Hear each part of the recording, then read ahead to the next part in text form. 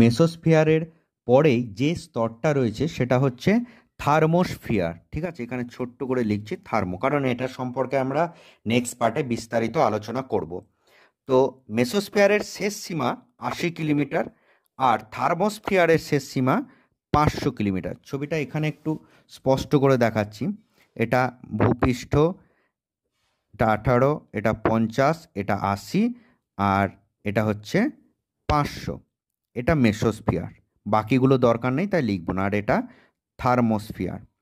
ঠিক আছে, তো মেসোস্ফিয়ার আমরা জানি উচ্চতা বৃদ্ধির সঙ্গে সঙ্গে উষ্ণতা কিন্তু হ্রাস পায়।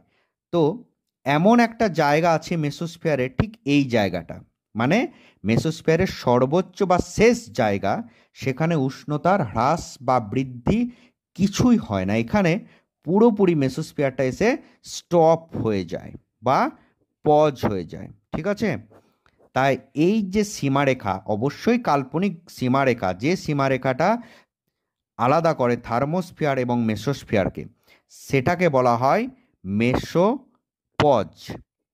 ঠিক আছে, আর এই মেসোপজে এসে মেসোস্ফিয়ারের উষ্ণতার হ্রাস বা বৃদ্ধি কিছুই হয় না। যেটা হচ্ছিল কি না, মেসোস্ফিয়ার যত উচ্চতা বৃদ্ধি পাবে তাপমাত্রা তত কমবে, এখানে এসে কিন্তু সেই ঘটনাটা ঘটার কোনো প্রশ্ন নেই, এখানে এসে সেটা থেমে যায়।